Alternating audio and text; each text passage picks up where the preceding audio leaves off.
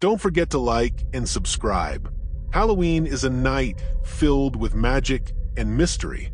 Streets glow with the flickering light of carved pumpkins, their grinning faces casting eerie shadows on the pavement. The crisp autumn air carries the scent of fallen leaves and sweet treats as children dressed in costumes run from house to house, their laughter echoing into the night. But for one family, Halloween became something else entirely. It became a nightmare so dark, so twisted, that it left an entire community paralyzed with fear. In a matter of minutes, a happy home was turned into a crime scene. A husband, stepping out for a brief errand, returned to a house he could no longer recognize. Blood splattered the walls, the floors. The love of his life, the mother of his children, lay motionless in a crimson pool, her body brutally torn apart. And the most horrifying part? The baby she had carried for 9 long months was missing, ripped from her womb in a scene so gruesome it shocked even the most hardened investigators. A single clue was left behind, a wolf mask discarded on the front lawn, its black, soulless eyes staring into the darkness. This wasn't a random act of violence. It wasn't the work of a stranger. It was a meticulously planned, deeply personal attack. And at the center of it all was a man consumed by hatred, waiting for the perfect moment to unleash his fury. Sophia Carter was a woman full of life.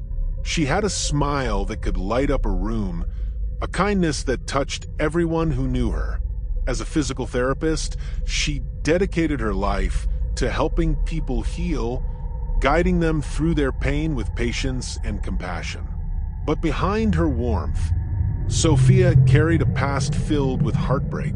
Before she met Thomas Carter, before she built the family she cherished, she had been married to a man who would eventually become her worst nightmare. In 1993, she married Eric Lawson, a man who at first seemed like the perfect husband. He was charming, attentive, and deeply in love with her. But as the years passed, cracks began to form. Eric's love was possessive, controlling. His temper flared over the smallest things, and his jealousy became suffocating. Despite their struggles, one thing kept them together: their son, Daniel. Daniel was the light of Sophia's life, a curious little boy with an endless sense of adventure. He loved animals, toy trains, and cuddling up with his mother at night to hear bedtime stories. But in an instant, that light was snuffed out. It happened on a warm summer afternoon. Sophia was inside folding laundry, the sound of the television murmuring in the background. Daniel was playing outside, running through the backyard with the energy only a 4-year-old could have. The family had a swimming pool, secured by a gate that was always kept locked. But that day, something went terribly wrong. Whether it was left open by mistake, or Daniel found a way to unlatch it, no one would ever know. He wandered too close to the water's edge, his tiny feet stepping onto the slick tile. He slipped.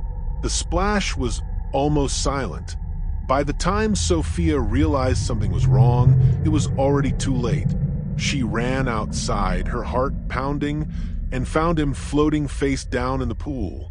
She pulled him out, screaming his name, begging him to wake up. Paramedics arrived within minutes, rushing him to the hospital. For 10 agonizing days, Daniel lay in a hospital bed, machines breathing for him, keeping his small body alive. But the damage was irreversible. Doctors told Sophia what no mother should ever have to hear: there was no brain activity. The little boy she had carried, nurtured, and loved with every fiber of her being was gone. And she had to make the impossible decision. When the machines were turned off and Daniel took his final breath, Sophia felt like her soul had been ripped apart. But for Eric, the pain turned into something else entirely. Eric didn't grieve like a father who had lost his son. He didn't weep. He didn't mourn. Instead, He became consumed by anger, by suspicion. He refused to believe it was an accident. In his mind, Sophia had let Daniel die. Maybe she had been careless. Maybe she had been distracted. Or maybe, just maybe, she had wanted him gone. These thoughts festered, turning into an obsession. He accused her of negligence, even of murder. He tried to take her to court, filing a wrongful death lawsuit. But the case was dismissed. With every legal battle he lost, with every failed attempt to make the world see what he believed to be the truth, Eric's hatred for Sophia grew. And when she finally moved on, when she found love again, remarried, and became pregnant, his grief twisted into something far more sinister. He decided that if she had taken his son from him, he would take everything from her. The night of October 31st, 2001, started like any other Halloween. The Carter home was filled with warmth, laughter, and the excitement of a little girl eager to collect candy. Sophia, now 9 months pregnant, had taken her 5-year-old daughter, Emily, trick-or-treating.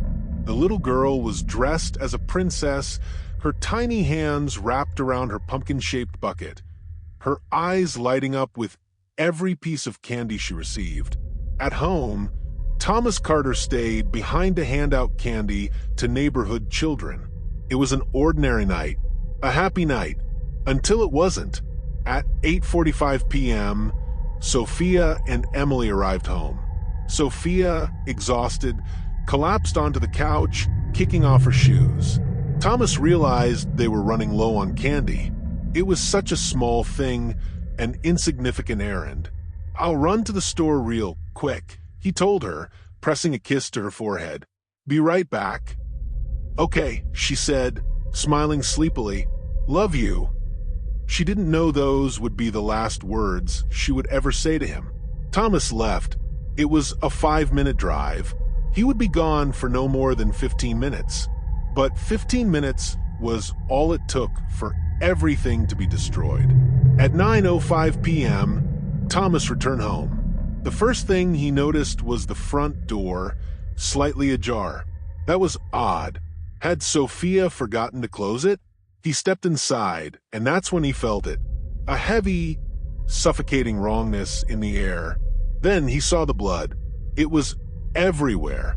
The walls, the floors, the furniture. And then he saw her. Sophia lay in the hallway, her body lifeless, a deep, gaping wound carved into her stomach.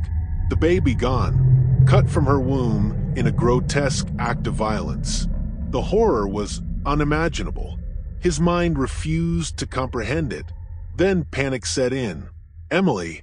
Where was Emily? Thomas tore through the house, his breath coming in ragged gasps. Then he heard it. A tiny, trembling whimper. Emily was hiding behind the couch, her small body curled into a ball. Her wide, tear-streaked eyes locked onto her father's, and in a whisper, she spoke words that made his blood turn to ice. "The Wolfman," she said. "He said he was going to kill us." The investigation was swift. Police suspected Eric Lawson immediately. When they arrived at his home, they found him calm, eerily collected. But on his hand, a fresh wound. A cut from carving pumpkins, he claimed. But inside his house, they found the evidence that sealed his fate, a blood-stained machete, a wolf mask, and something even more disturbing. Sophia's severed hand. He had taken it as a trophy. Eric was arrested, charged, and sentenced to death. But for Emily, the horror didn't end there. The nightmares followed her for years. The memory of the wolf mask, of her mother's screams, haunted her every waking moment. Until one day, she made a decision no one expected. She met with her mother's killer, the man who had torn her life apart. And in a voice that trembled with both fear and strength, she spoke the words that finally set her free.